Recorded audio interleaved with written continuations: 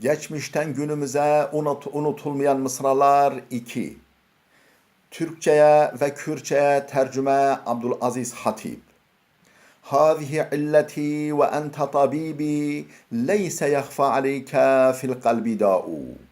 Ya Rabbi, işte derdim bu. Doktorum da sensin. Kalpteki hiçbir hastalık sana gizli değildir. Vay derdimin evu tuji jimin ra hakimi. Tu derde dilan liberta nexafiya. ولربما انتفع الفتى بعدوه كالسم احيانا يكون داء. Bazen yiğit düşmanından da fayda görebilir. Tıpkı bazen zehirin ilaç vazifesi görmesi gibi. Car heye ku insan feyde ji dijminê xwe jî bibîne. Weke çawa carina jehir wazîfa dermanî dibîne. الماء يغسل ما بالثوب من درني وليس يغسل قلب المذنب الماء. Su elbisedeki kiri yani suç lekesini yıkayabilir de günahkarın kalbindeki günah lekesini gideremez. Av dikare lekeya suçe ji cilê insanî bibe lê nikare lekeya gunehî ji dilê suçdarî paqij bike. فقل لمن يدعي بالعلم فلسفة حفظت شيئا وغابت عنك أشياء. Felsefe yaparak ilim iddiasında bulunan kimseye söyle. Bir şey kazandın belki ama çok şey kaybettin. Jwi kesek u be felsefe u qalûqîle da'wa hên bûna ilm dikira bibêje. Dibe ku te hintiş dest xwe êxist be lêbelê te gelek bêhtir wenda kiriye.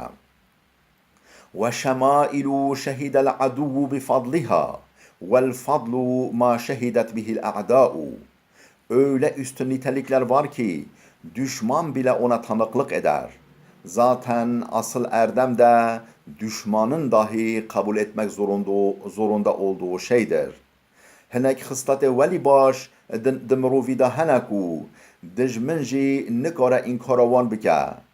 Ji xwe qanciya te heqîqî jî ew e ku dijmin jî qebûl dike. إلى الماء يسعى من يغص بريقة فقل أين يسعى من يغص بماء. Boğazına bir şey tıkanan suya koşar. Acaba boğazında su kalan neye başvursun? Yeku tiştek qırık eda ma be ase de bibeze ave.